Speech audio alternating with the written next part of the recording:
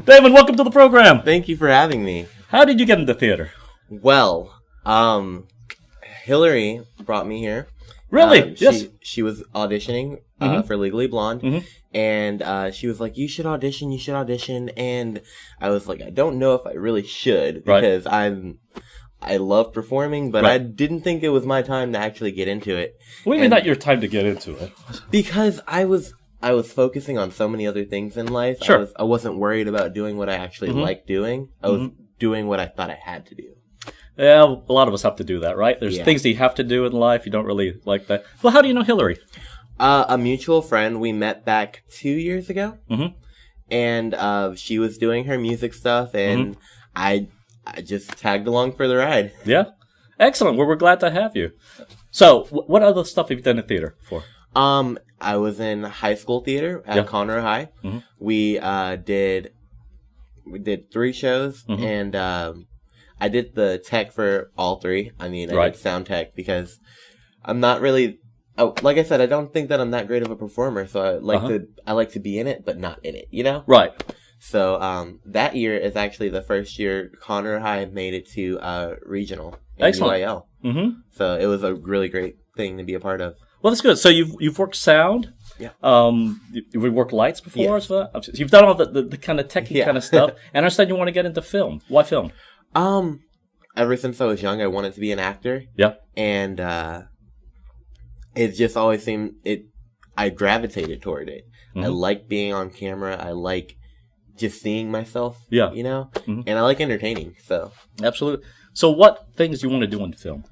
I do want to act a little bit. Kind of want to go towards, like, I've always thought about having like my own TV show. Sure. Yeah. Do that for a little bit, but do that, maybe a few movies here and there. You never know. So I actually wrote my own script and wanted to film that too. And be in it, but it's just wherever it takes me. Absolutely. And I understand you're going to be leaving us and going to LA.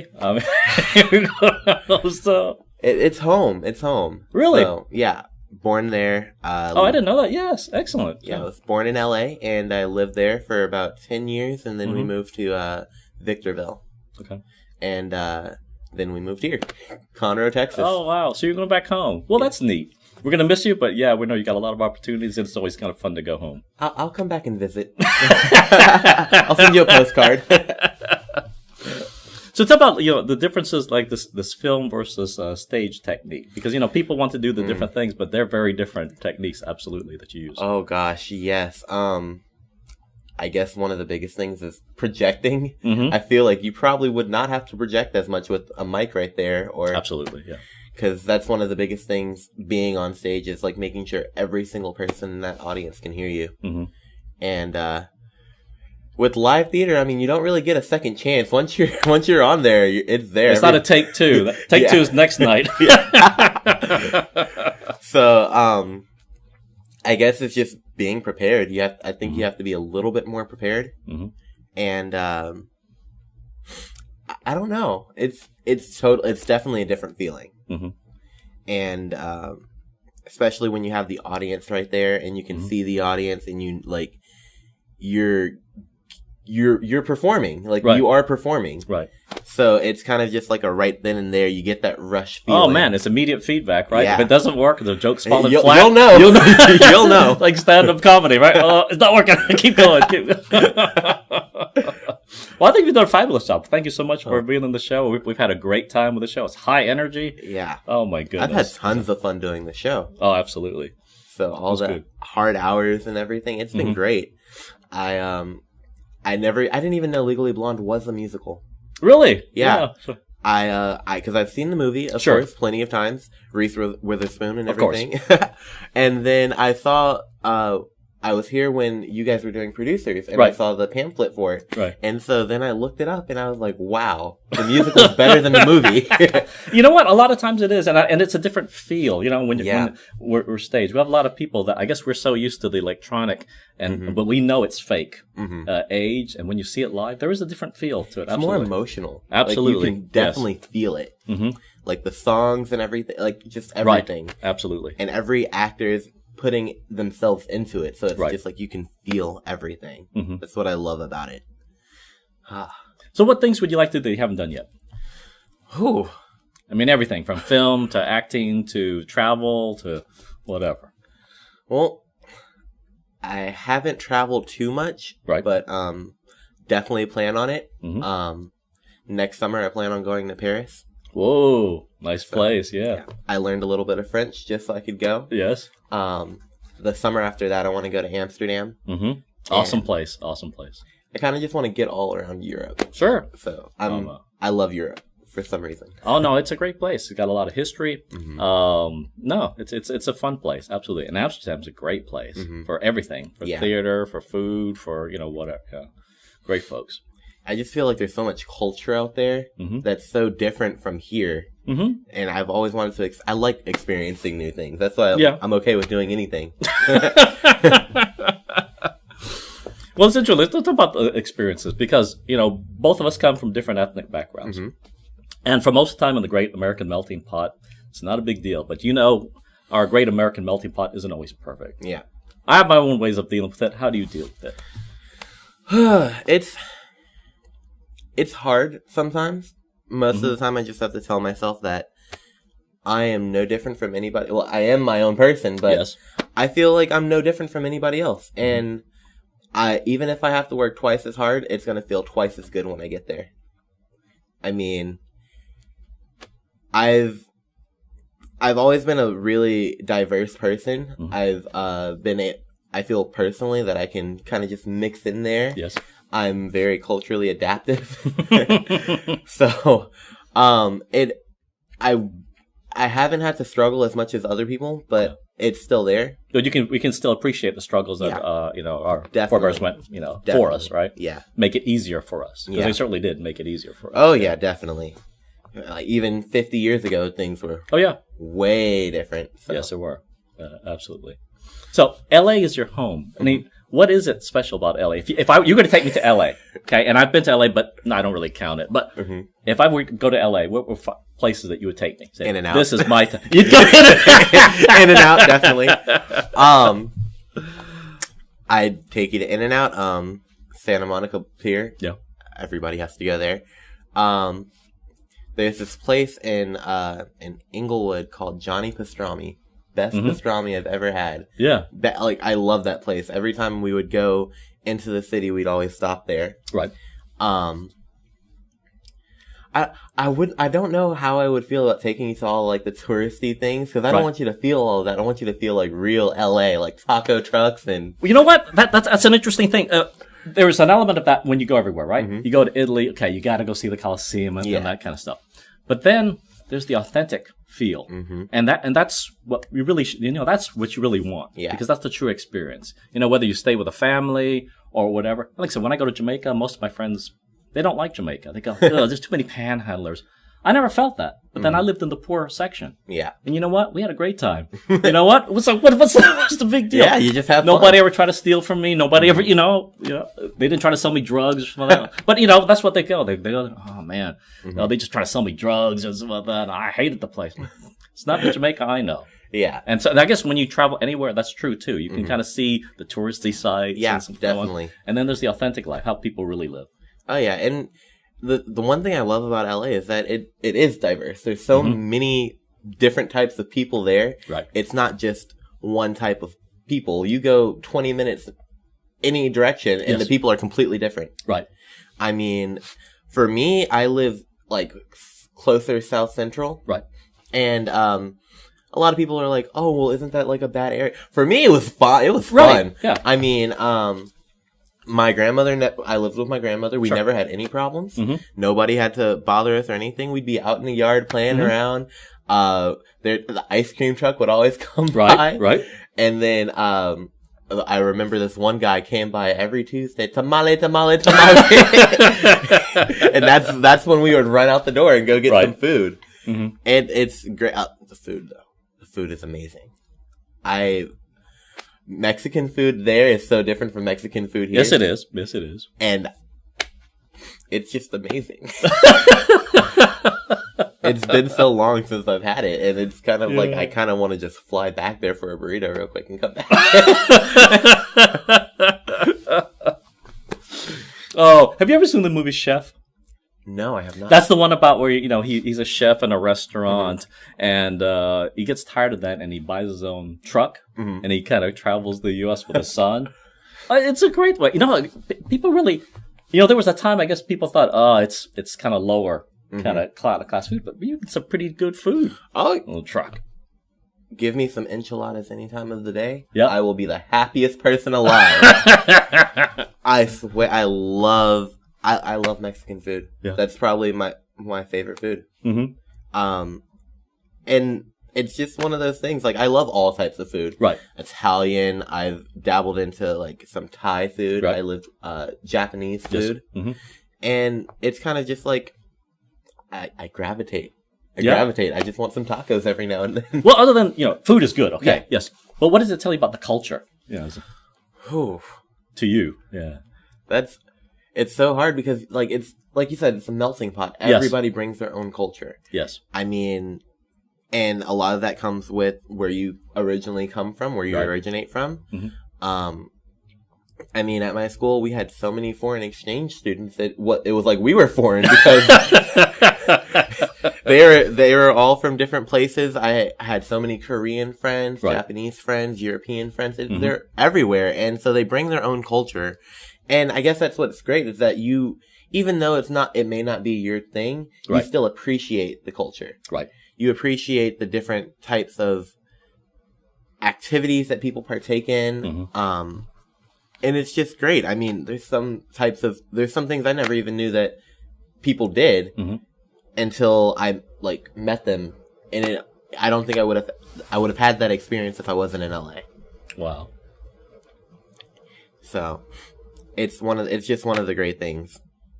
So where up and down in California have you traveled to? All up and down. I've been to Lake Tahoe. Love Lake Tahoe. I lived in the high desert for a little bit.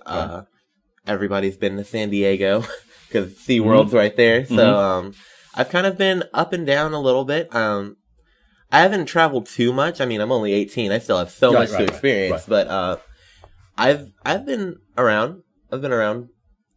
Yeah, when I think about it, some of the best times of my life were vacations, especially as a kid. And I don't know why that is. Maybe because it's the first time you're experiencing something. Yeah. What's the most memorable vacation that you can think of as a kid? Lake Tahoe, actually. Really? You really have to take why? Well, it was freezing. I mean, it was freezing, and I mean, I'm used to my sun. And it was like, I guess 2.5, 3 feet of snow. It was so much snow there. And it was at like 0 degrees. And we were with a couple of family members. My uncle, I think it was he was my uncle. Right. He was like, I'll give you $20 to go outside naked. Okay. And so freezing in front with all the snow, but I wanted money. $20 to me as a child, $20 that bought you everying. It bought you ice cream, it bought you candy. Right. So I was just like, you know what, let's go for it. He locked the door. Oh. And I was stuck outside for quite a bit. It seemed a lot longer than it actually was, but when you stand out there and it's just ice and snow everywhere. But yeah, that was the most. I always remember that. There's a weird, the Norwegians do this thing, this ice plunge. You heard of that? No. Where they all strip down and they jump off a cliff into ice cold water. Oh. I was like, what the hell's with that? No. I am definitely not a cold person, so anything that's cold kind of like, I can't do it. But then again, I'm not a hot person either. Yeah. Texas kind of bothers me with how hot and humid it is every day. Texas, it's plenty hot. Yeah. So I can't do New York because I feel like I'd be cold all the time. Really? Yeah. Well, it's hot in the summer. Plenty hot in the summer, that's for sure. Guys. In fact, I don't like going to New York in the summer. It's just too hot for me. Really? The smells of the city. Every city kind of has its own distinctive smells. And New York has a really distinctive smell out of garbage in the summertime. But in the winter, you don't notice it because it's cold. Yeah. So it kind of keeps those vapors. I prefer much going when it's cold. Not cold, but just cooler. Yeah. And of course, there's all those people, the travelers that are coming there, and they're all excited to see their first Broadway show or whatever, Yeah. It's cool. Let's talk about the film writing, though. What was the first film you've ever written? Or a little short? Yeah. It's not completely finished yet. Yeah. I'm in the middle of 2, but it's called the cupcake phase. Okay. And it's just this really funny thing that I just went ahead and did. We were going over in English class. We were talking about stereotypes, and so when I was looking at it, I was like, okay, I'm gonna give each character a stereotype, right? And so it's kind of just like these like high schoolers. It follows 2 main characters who are in the cupcake phase. They're all lovey-dovey, sharing food and everything. The cupcake phase. Yeah, it's because it's sweet and it's nice and it's enjoyable. And they actually break up over cupcakes. Oh my goodness! Oh dear! And it just follows like the adolescent turmoil of a relationship when you are 15 and 16. So it's really good. It's really funny. I've had a couple of people look at it, but I just started doing that out of my own enjoyment. You know about the film community here in Houston, right? No. There's a big, I didn't realize, but Houston has a big independent film community. Really? Yeah, and like Cat, they make film their independent shorts and they put them up at the competitions. There's competitions all around this area for film shorts. I know Austin's big on that too. Yeah. But when people think of Austin, they don't think of Houston, and Houston actually has its own. That's why we don't see a lot of our friends, because they're doing independent film. Not necessarily for money, but they're kind of perfect their craft. Yeah. Whether it's writing, the cinematography, whatever. So. Yeah, I never thought of Houston as anything to do with film, with anything in that nature, actually.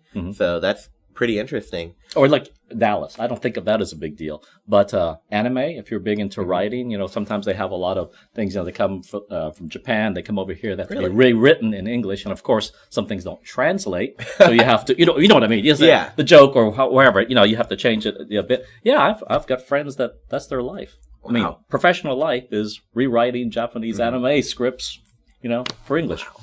So yeah, there are opportunities. Not as many, obviously, as in New York or LA, but yes, there's still opportunities nevertheless. Yeah, it's not. I've been to one show in Houston. It was at the Alley Theater, and it was You Can't Take It With You. And we all went. It was when I was in high school. We all went as a class, like a group, to go see it. And for a while before I had actually gotten into theater, I had this problem where anytime I would go into a theater, I would fall asleep. What? I was completely interested in the show. Right. I wanted to watch it all, but I just not at all. It's just so comforting? Yes. You'd fall asleep? It gets dark. Yes. Everybody's all quiet. Yes. You just sit there, you're waiting for the show to start, and by the time you open your eyes, it's intermission. They might think of it a little differently. It's like, why is that guy sleeping? What do they do? Yeah, I fixed that now. Oh, you fixed that? Yeah. Well, let's talk about characterization. Certainly when you're writing your characters, you probably have a certain idea and how you want them to come. But how do you make them real? A lot of times I base them off of real people. I base them off of my friends. I give them character aspects that, like, my friends have. Right. I put different things into them. The way, like, even little things like the words that they choose to say. Right. And how they carry on a conversation and what they are into and stuff. It all comes from... It's all rooted in reality, basically. Yeah. So that's how you keep it rooted in reality. Yeah, definitely. And I'm pretty sure that if any of my friends saw what I they'd be like, that's me. They would know. They'd know exactly who they are. So when you go on stage, like I said, when you do it for Legally Blonde, how do you keep your characters real? See, I wouldn't say I'm a method actor. I don't really just become my character, but I put myself in their shoes. I think about like what I would want, and like for Lowell, for example, I want Elle to be in Harvard. Right. And so it's kind of just like, how would I act if I wanted somebody to be in Harvard and be with me here? So that's your motivation, but you're basically an inside-out character. You don't do it from the outside in. There's different people, it's not that right or wrong, it's just the way, to approach the character. Yeah. And sometimes I just get out there and do it. I mean, if you tell me what mood the character's in, look, I'll just go out there and do my best and Hopefully it comes off the way you want it to. No, I've seen you there, and you're doing a great job. Thank you so much for being here. I think cast is doing an awesome job. I just love it. It's amazing, everything that they all do. This is also different too. There's the difference between watching the show and actually being in it. It has a completely different energy. Oh yes, definitely. When you're backstage and you're just like looking for your props and everything, getting ready, the jump rope scenes. Oh my goodness, yeah. When I'm worried about my jump ropes, and there's actually the Saturday I totally forgot that I had to change costumes. Right. Yep. And so I was about to go on the department store in my workout clothes, just getting ready. Somebody tapped me on the shoulder. They were like, "Hey, don't you have to change?" I booked it all the way back to my dressing room, and I did not have time to change, so I just put everything on top and just went out there and did it. And it's like that kind of thing, it gets you excited, it gives you the energy to give to the audience, so it's like, it's exciting, it's great. Yeah, besides being a 9-minute plus workout. Yeah. Oh my goodness! We were talking about that. That scene. We were talking about would we do any of that as partial video? But no, we did it live. So man, oh gosh, hey, you got to do it. Yeah, and it wouldn't be as fun. Mm-hmm. I mean, I enjoy hitting people in the face with my rope. I enjoy the mistakes because that's how you learn, that's how you grow, and that's how you make memories. I mean, you're definitely, years from now, you're going to remember all the mistakes you've made. Rather than everything you did right, you're going to remember all the mistakes you've made. All the costume horrendousness, all of the bad things, all of the missed lines. Right. Everything. You're going to remember all of those. It's all part of that big memory. Yeah. Wow. It's an interesting thing. So, when are you taking off from here? I mean, the show's over in a couple of weeks. It's only time will tell. Okay. We're trying to sell our house right now. But I'm shooting for December. Yeah. But it could happen in a month. Mm-hmm. It could happen anytime. So it's kind of just like going with the flow. Mm-hmm. Hoping that it will last until December, but going with the flow. Mm-hmm. So, do you guys drive, or how do you get there? The last few times I've been flying, but I definitely will probably be driving to get all my stuff there. Sure. And I've also been wanting to go on a road trip for the longest time. It's an interesting road trip. Yes, it is. Mostly just getting across Texas. Oh my god. Going across West Texas, which is boring as That's the first day. The whole first day. The whole first day is just Texas. And oh god. More dirt. More dirt. Yeah. Hey, I see a little cattle over there. Hey guys. Hey moo. Oh my goodness. Yeah. It can be interesting. But I noticed, as soon as you get into Mexico, how everything just changes. Mm-hmm. All of a sudden, they're mountains. Yep. It's just a completely different feel. I don't know what Texas is doing. Something's in the water here.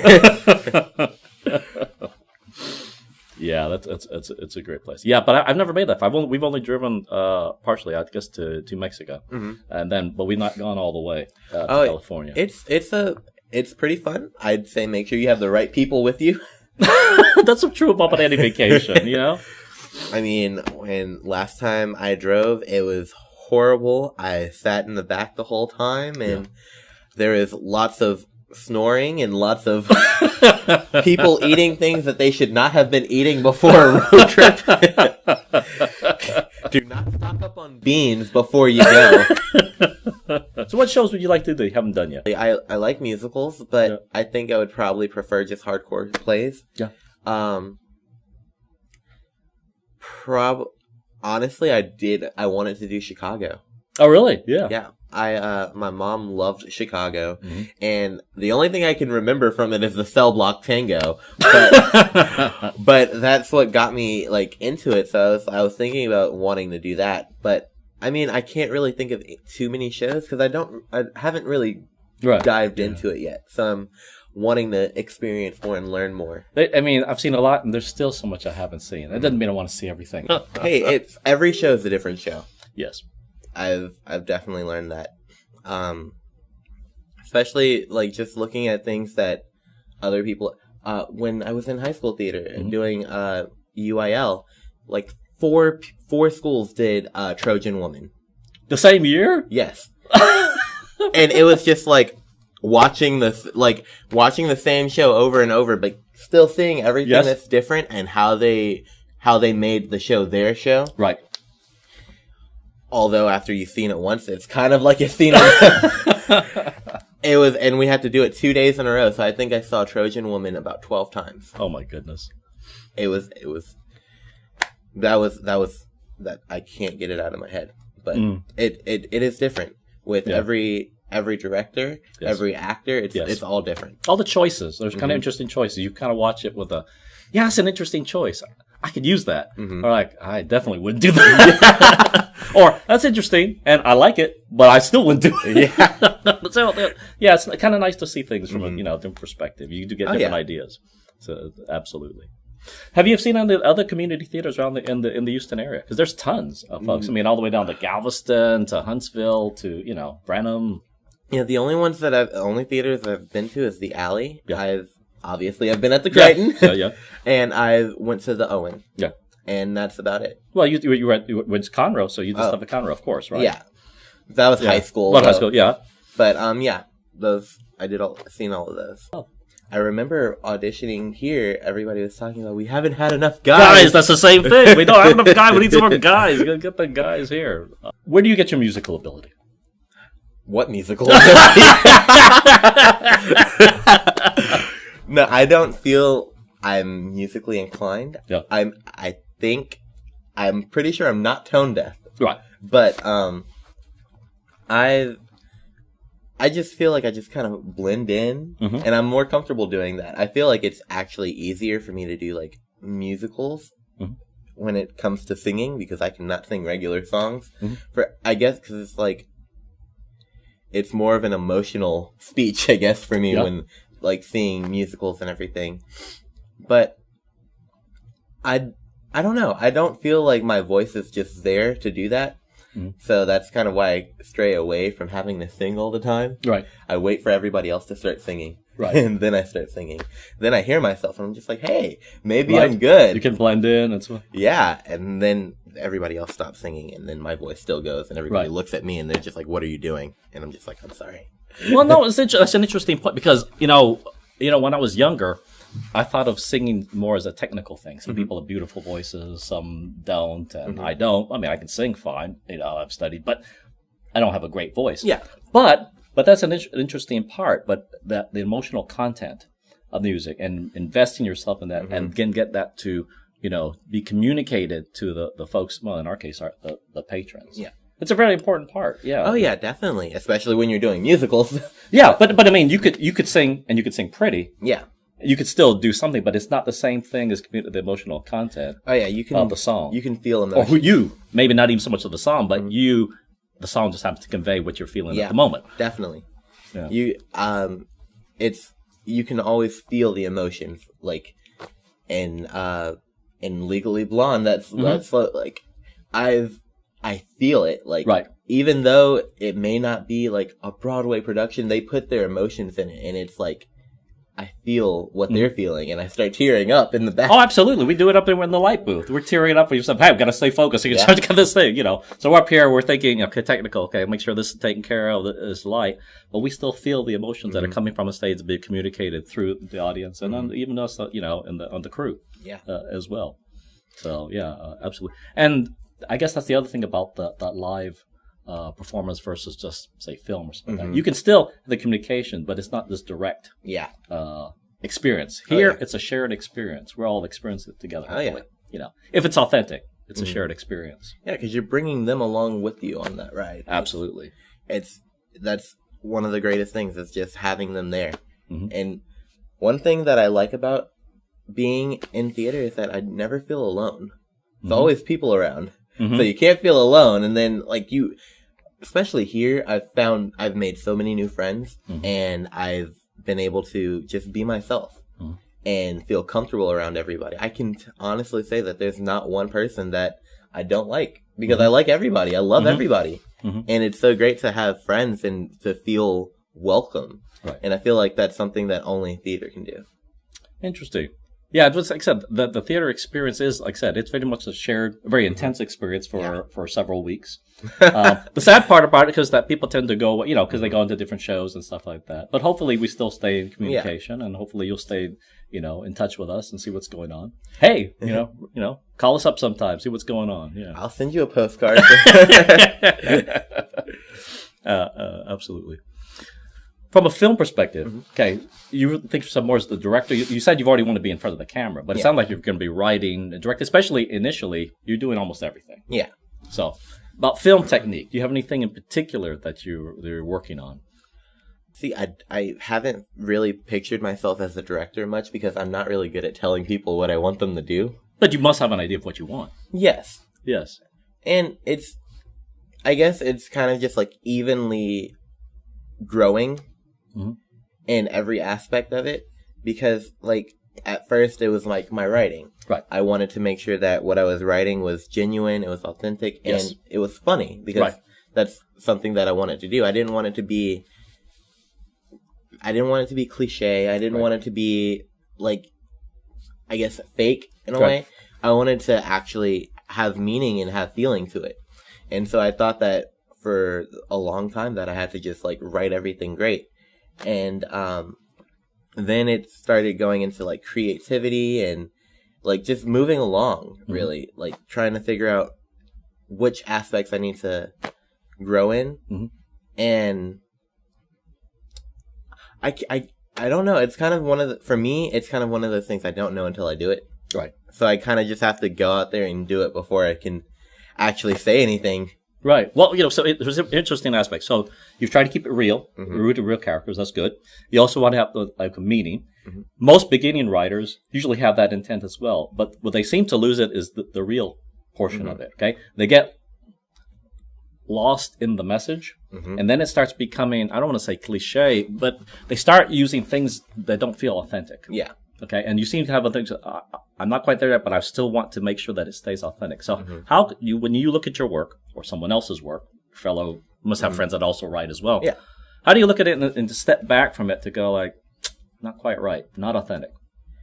I guess it comes from just like personal experiences, like knowing kind of how I would react in certain circumstances. And so when I'm looking at something and I'm looking at what's going on and everything, and I'm thinking, well, would that really happen? Did you just put that there to make it funny? Right. Like, could this situation actually pertain to anything else? Right. Can other people relate to it? And that's the biggest thing, is having people relate to your experiences. And when you kind of just throw something out there and people can't relate to it, you can feel it. Like, you can feel that people can't relate to it because you don't get the reaction that you want. Right. And it's hard to explain, honestly, but it's just something that I would feel like, oh, that's not really, it's not real. It's kind of just thrown out there. And I think a lot of times, professionally, people do what they think other people want. Right. And so it kind of dilutes the authenticity of it. Because you can't just put what you think people want. You have to put what you feel. Right. What you want and what you feel into it. It's your vision. Right. And when you put in your vision, people relate to it a lot more. Or they can. Yeah, they can. They can. Well, I mean, there's this fine line between, okay, this cathartic or shared experience that you want to give, and is someone willing to receive it? Because sometimes there is a shared experience that you have that's completely valid. Yeah. Nobody cares here, right? It can happen. Yeah. It happens too, right? And then there's the other extreme where you're so focused on what it is that the receiver, the message that you've almost corrupted yourself because you're not giving your vision anymore. It's not your vision, your story. You're just worried about what it is they think. But there's some balance there. It has to be some, right? Yeah. I just feel like you can't lose yourself. Right. I think that's what happens a lot of times when you look at the industry and everything, and you look at people when they first started, right, and when they get to where they're like just successful as can be, right, they're a completely different person. Yes, they can be. And it can be for better or worse. Right. And some people, they lose themselves because they feel like they have to change themselves for their audience. Yes. And because this is what the audience expects. That's what they pay for or whatever. I mean, I know that sometimes songwriters get that way. You know, they want to do new songs. Say Elton John, for instance. He wants to do new songs. But the audience wants to hear these old songs. You know, we love these old songs. Like, yeah, but I'm tired of those. And I know you want to hear it, and sometimes I'll do that. But I want to do these new things. I have these new experiences I want to share with you. Yeah. And I think a lot of that, it's just going to have to be like, when you want to do those things and you have that kind of responses, being creative enough to bring the old you into new things. Yes. I mean, it's something that has to be done, because you can't just sit there. You have to move forward. You have to go on to new things. Right. But having that one central idea and aspect and feeling around everything that you do, like who you are has to carry on. Right. So I think that's just a really important thing. Well, we've enjoyed having you here. We look forward to you coming back and visiting us. But I'm going to ask you the question we've been asking everyone else. If heaven exists, what do you want God to say when you get to the pearly gates? Do you want him to laugh? Do you want him to hug you? Do you want him to cry? Do you want him to crack a joke? I feel like he would laugh at me as I'm coming to me. He's like, "We almost lost you there." I feel like that's something he would probably say to me when I got there. But I don't know, because I love comedy, so I feel like he would probably do something really funny, make me laugh, welcome me in with a big hug, and then there you go. Excellent. Damon, thank you so much for being with us, man. Thank you.